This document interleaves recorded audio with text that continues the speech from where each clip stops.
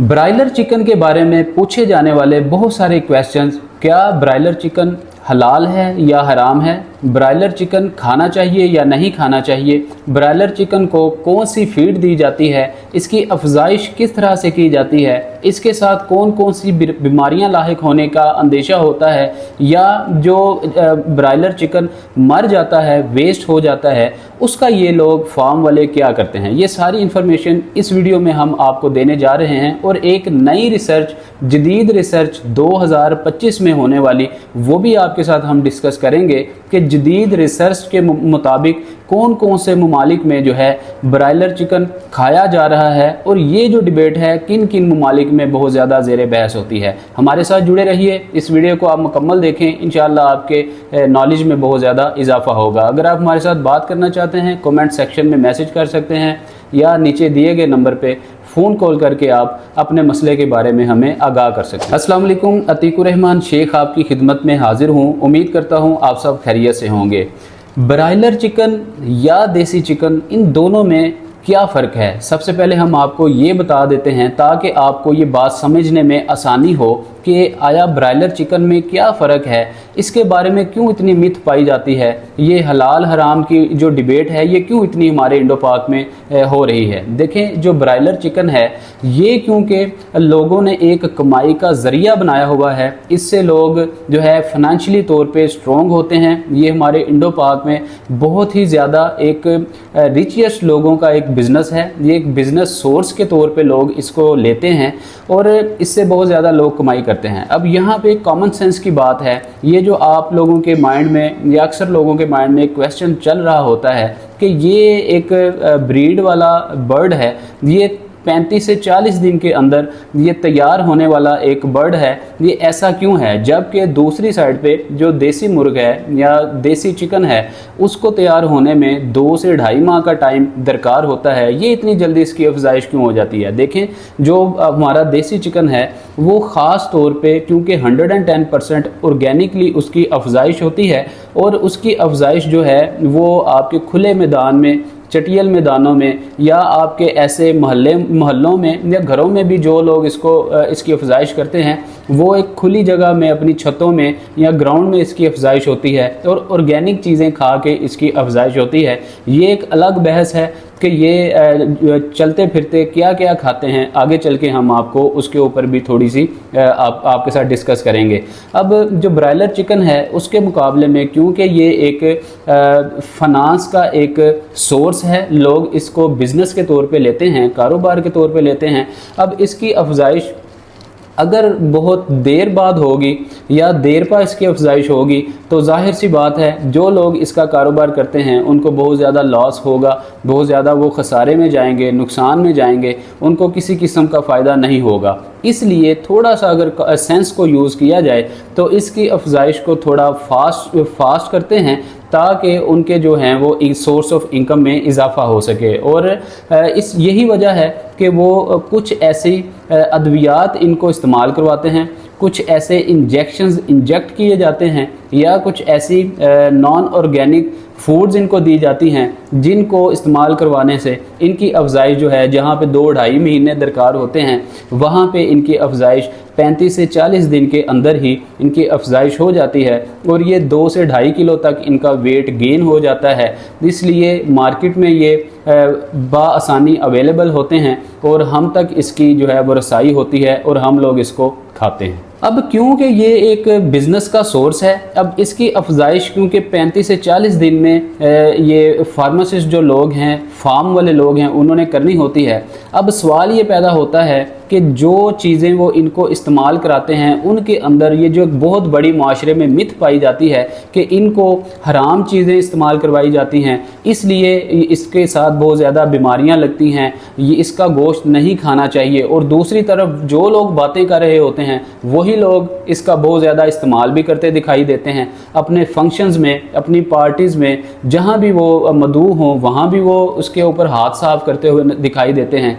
और दूसरी तरफ यही लोग बातें भी करते हुए दिखाई देते हैं। ये एक बहुत बड़ी हमारे मुआशरे की मिथ है, इसलिए ये हमारे इंडो पाक की एक मिथ है, ये मिथ पाई जाती है।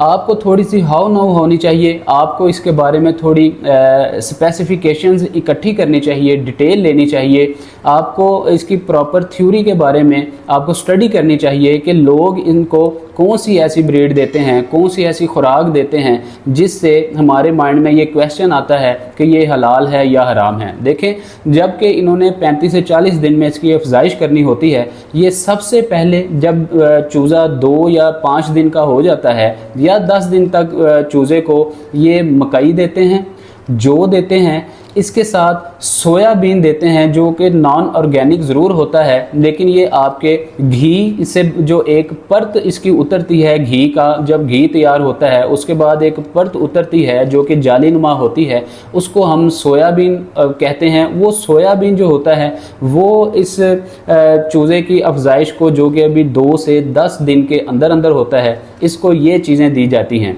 इन चीज़ों के देने से इनकी अफजाइश बहुत तेज़ी से होती है, इनकी बॉडी जो है ये फलती फूलती है, इनमें मोटापा आता है, इनके मसल्स जो हैं वो गेन होते हैं। याद रहे कि चूज़े की अफजाइश में मसल्स को गेन करने के लिए इनको ये नॉन ऑर्गेनिक जो है वो सोयाबीन, ये जो है मकई दी जाती है, जौ दी जाती है, और इसके साथ साथ थोड़ी सी हाई कार्ब्स वाली कुछ ऐसी चीज़ें दी जाती हैं, फूड्स दी जाती हैं जिनके साथ इनको फैट भी आता है, इनके मसल्स भी गेन होते हैं। अब ये प्रोसीजर इनका इनिशियल फर्स्ट स्टेप होता है। इसके बाद अगर दूसरे स्टेप की बात की जाए, जब 25 से 30 दिन के यही चूज़े हो जाते हैं जो कि मुर्गी बन चुके होते हैं, तो ऐसे मुर्गों को या मुर्गियों को या ऐसे चिकन को कुछ ऐसे इंजेक्शंस इंजेक्ट किए जाते हैं। याद रहे कि ये इंजेक्शन स्टीरॉयड ज़रूर होते हैं, स्टीरॉयड होने के साथ साथ केमिकल नुमा ऐसे इंजेक्शन ज़रूर इंजेक्ट किए जाते हैं,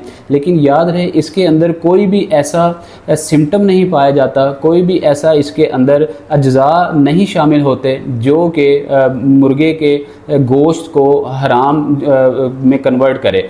इसलिए ये बिल्कुल ऑर्गेनिकली इनकी ट्रीटमेंट होती है, ऑर्गेनिकली इनको जो है वो ये सारी की सारी स्टीरॉयड इंजेक्शंस वगैरह दिए जाते हैं।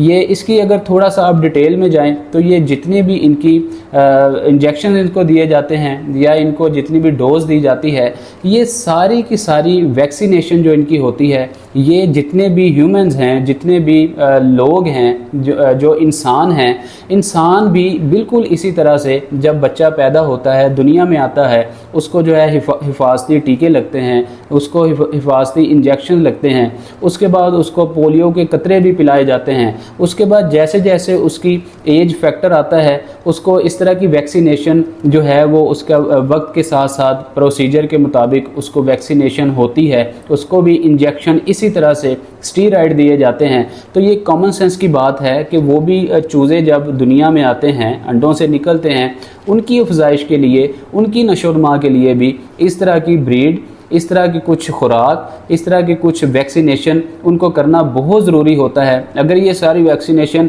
ना की जाए तो इन्हीं चूज़ों के अंदर जब तक इन्होंने बड़े होना है, फलना फूलना है, इनके अंदर बहुत सारी ऐसी मुज़रे सेहत जो है वो अज्जा पैदा हो जाएंगे, इनके गोश्त के अंदर जो है बहुत सारी बीमारियां पैदा हो जाएंगी, कुछ ऐसे मुज़रे सेहत जम्स इसमें पैदा हो जाते हैं जो कि कल को जब ये मील इस्तेमाल किया जाए, इसका मीट इस्तेमाल किया जाए, तो खाने वाले को बहुत सारी बीमारियों में जो है वो मुब्तला होना पड़ता है।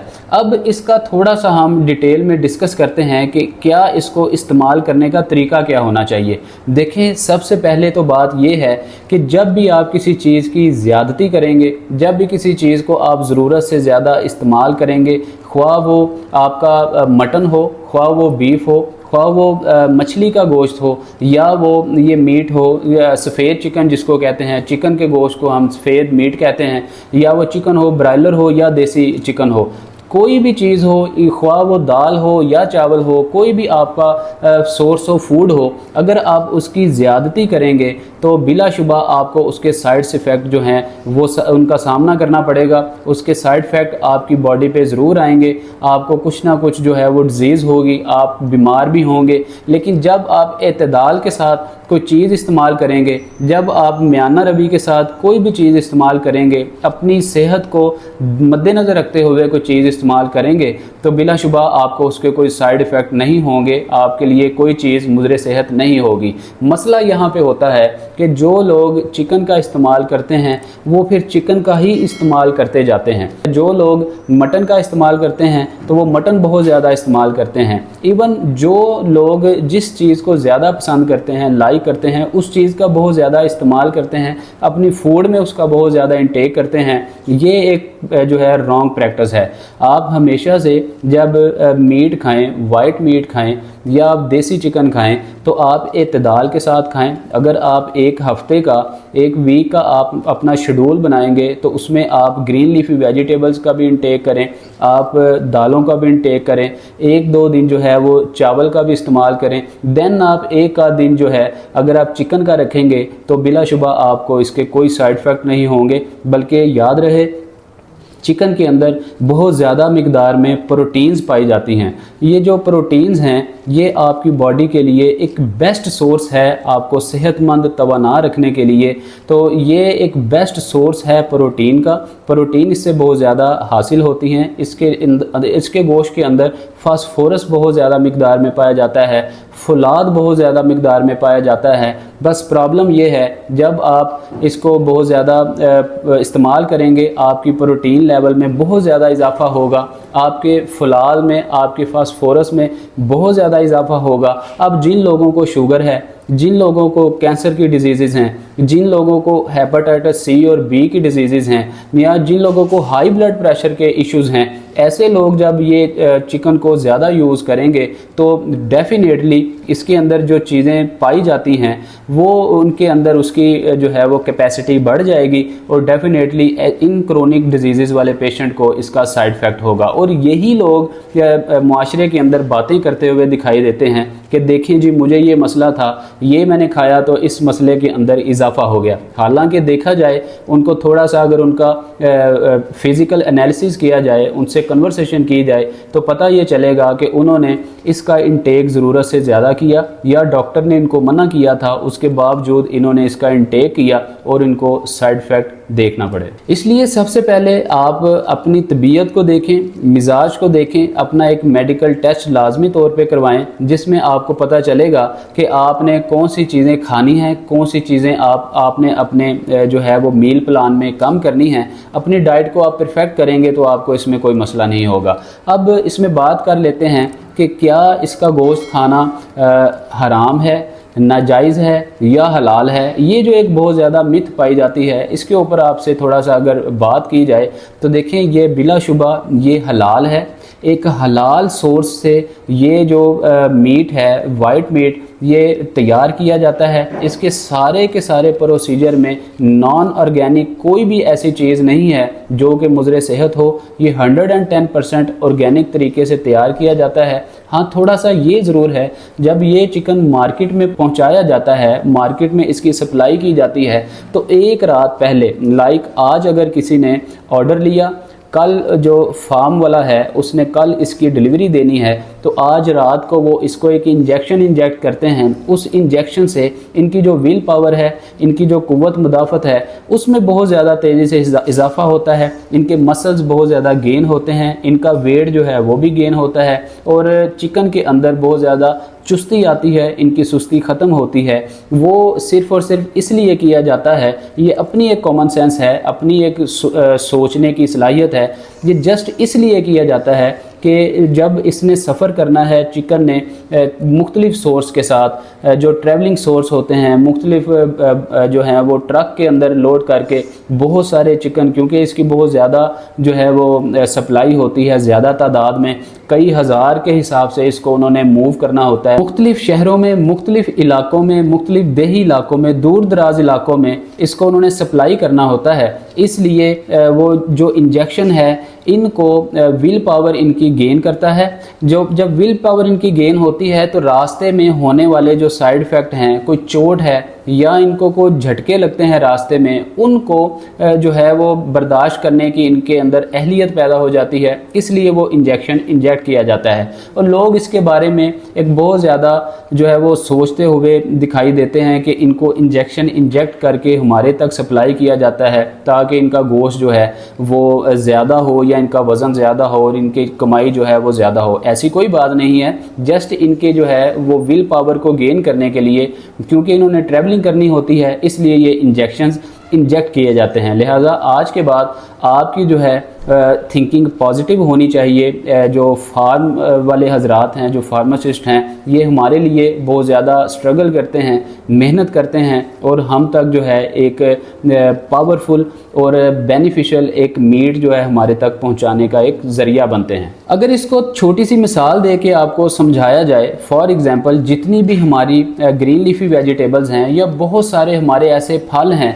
जो कि ज़ेरे ज़मीन उनकी नशोनुमा होती है, ज़ेरे ज़मीन उनकी अफजाइश होती है। अब देखें, समझने की बात है कि जितने भी फल और सब्जियां ज़ेरे ज़मीन उगती हैं, उनकी नशोनुमा होती है, उन सब को पानी बज़ाहिर ऊपर से दिया जाता है, लेकिन नीचे से जितना भी आपका गंदा पानी होता है, तालाब का पानी होता है, दरियाओं का पानी होता है, और जितने भी नीचे जो हैं वो मुज़रे सेहत और हराम जो अज्जा होते हैं, सारे के सारे इन सब्जियों और फलों को आके छूते हैं। और पानी जो गंदा पानी है, इवन गटरों का पानी जो होता है, वो इन गटरों का पानी भी इन फलों और सब्जियों को लग रहा होता है। लेकिन यही सब्जियां और फल जब हम काश्तकारी करने के बाद अब ख़ुद ख़रीद के घर लेके आते हैं, हम बाज़ औक़ात, बल्कि बहुत सारे लोग ऐसी प्रैक्टिस करते हैं, बिना धोए ही उसको साफ़ करके खा लेते हैं, या उनको धो के भी अगर छिलके समेत इस्तेमाल किया जाए तो अलबत्ता इस फल को या सब्ज़ी को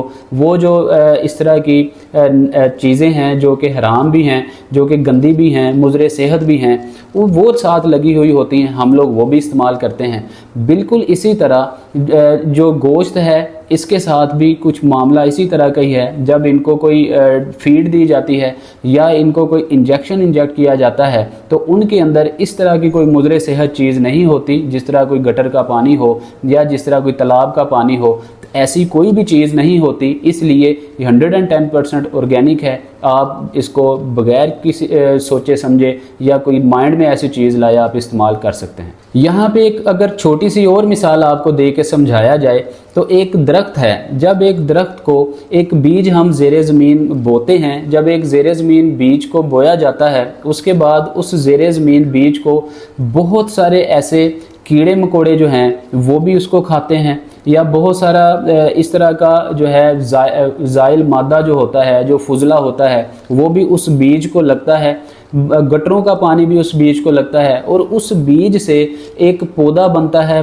पौधे से जो है एक प्रॉपर दरख्त बनता है। जब उस दरख्त की नशोनुमा हो जाती है, अफजाइश हो जाती है, उस दरख्त के ऊपर फल लगता है, तो हम लोग बड़े शौक़ से, मज़े से जो है वो फल इस्तेमाल करते हैं, सब्ज़ियाँ इस्तेमाल करते हैं। अलबत्ता अगर इसकी अफजाइश का सोर्स देखा जाए तो वो बिल्कुल जो है एक नॉन ऑर्गेनिक, बहुत सारी ऐसी चीज़ों की मिलावट के साथ जो है उसकी अफजाइश हुई होती है। उसके अंदर जो है खाद भी डाली जाती है जो कि बिल्कुल जानवरों का फुजला होता है। उसके साथ ये जो हैं पौधे और ये दरख्त जो हैं वो नशोनुमा पाते हैं। इसलिए शरई लिहाज से भी देखा जाए तो अगर दरख्त हों, सब्जियां और फल हों, या आपका वाइट मीट हो, आपका ब्रायलर चिकन हो या देसी चिकन हो, आप इसकी अफजाइश पे बिल्कुल भी ना जाएं, बल्कि जब अफजाइश के प्रोसीजर के बाद ये प्रॉपर तौर पे गोश्त में कन्वर्ट हो जाता है, ये मीट बन जाता है, तो ये बिल्कुल हलाल हो जाता है। क्योंकि आका अलैहिस्सलाम ने फरमाया कि गोश्त जो है वो मुसलमान पे हलाल है। तो इसलिए आप गोश्त, जब वो गोश्त में कन्वर्ट हो जाता है तो आप इसको इस्तेमाल कर सकते हैं, ये सोचे समझे बगैर कि पीछे इसकी अफजाइश किस तरह से और क्यों कर हुई। इसी तरह से अगर ये भी बात कर ली जाए यहाँ पे, जो आपका देसी चिकन है उसको भी आप देख लें, वो ऑर्गेनिकली फसलों में, खेतों में, मोहल्ले में, आपके इलाके में या घर में भी आप उसको जौ, बाजरा और इस तरह की दीगर चीज़ें, मकई वगैरह उसको खिला के आप बड़ा करते हैं, उसको पालते पोसते हैं। लेकिन उसके साथ साथ वो कीड़े मकोड़े भी खा रहा होता है, उसके साथ साथ वो जो है सूंडियाँ भी खा रहा होता है सम टाइम, या छोटी छोटी मतलब और बहुत सारी ऐसी चीज़ें, बाज़ औक़ात वो कूड़े के अंदर भी जो है वो चुगता हुआ दिखाई देता है। ये सारी की सारी चीज़ें जो है वो देसी मुर्ग जो है वो भी खा रहा होता है, और हम उसको एक हेल्दी फूड समझ के इस्तेमाल कर रहे होते हैं। बिलाशुबा वो एक हेल्दी फूड है, और वो उसके अंदर प्रोटीन्स, कार्ब्स और जितने भी फास्फोरस, फुलाद, ये सारे सेलेनियम वगैरह उसकी मिकदार बहुत ज़्यादा होती है। वो एक हेल्दी है। उसका अंडे के अंदर भी जो है जर्दी उसकी ब्रायलर चिकन की निस्बत उसकी जर्दी जो है ज़्यादा येलो होती है, उसके अंदर पावर ज़्यादा होती है। लेकिन उसका जो सोर्स है वो बिल्कुल जो है वो एक रॉन्ग है। वो बहुत सारी ऐसी हराम चीज़ें खा रहा होता है। इसका मतलब ये नहीं कि उसका जो मील है या उसका जो गोश्त है वो हमारे लिए हराम हो गया। इसलिए कभी आपने सोर्स के बारे में नहीं सोचना। जब वो गोश्त में कन्वर्ट हो जाए तो गोश्त जो है हमारे इस्लाम में बिल्कुल जायज़ है, आप इसको इस्तेमाल कर सकते हैं। फिर 2025 की लेटेस्ट रिसर्च के बारे में आपको बताया जाए तो अभी हालिया जो हमारा वाइल्ड लाइफ है उसकी एक जदीद 2025 की जो रिसर्च है उसके मुताबिक आपको हैरानगी होगी, जस्ट 92 कंट्रीज़ में से वाहिद हमारा इस्लामी जमहूरिया पाकिस्तान है जिसके अंदर बहुत ज़्यादा मिकदार में, अगर बात की जाए जो उन्होंने हमें परसेंटेज दी है उसके मुताबिक 85% जो हमारी पॉपुलेशन है वो वाइट मीट ब्रायलर चिकन का इस्तेमाल करती है। ब्रायलर चिकन पाकिस्तान के अंदर 85% यूज़ किया जाता है, और आपको हैरानगी होगी जस्ट 92 कंट्रीज़ में सिर्फ इस्लामी जमहूरिया पाकिस्तान, ये पाकिस्तान एक ऐसा मुल्क है जिसमें इस टॉपिक के ऊपर 95% डिबेट होती है। 95% लोग जो है वो बात करते हैं। एक तरफ इस चिकन को बहुत ज़्यादा इस्तेमाल कर रहे होते हैं, दूसरी तरफ इसी चिकन के बारे में बहुत ज़्यादा क्वेश्चन जो हैं वो रेज़ करते हुए दिखाई देते हैं। लिहाजा ये एक जदीद रिसर्च है, और किसी भी दूसरे मुल्क के अंदर इस गोश्त को जो है इतना ज़्यादा वो क्रिटिसाइज़ नहीं किया जाता, इतना ज़्यादा इस गोश्त के बारे में बात नहीं की जाती। ये बात बिल्कुल दुरुस्त है कि जिन लोगों को, जैसे हमने पहले आपके साथ जिक्र किया, जिनको कैंसर है, जिनको शुगर है, ब्लड शुगर है, जिनको हेपेटाइटिस बी, सी है, या जिनको हाई ब्लड प्रेशर का इश्यूज़ है, ऐसे पेशेंट जो हैं इस गोश्त को अपने तबीब, अपने मुआलिज, अपने डॉक्टर के मशवरे के मुताबिक कम इस्तेमाल करेंगे,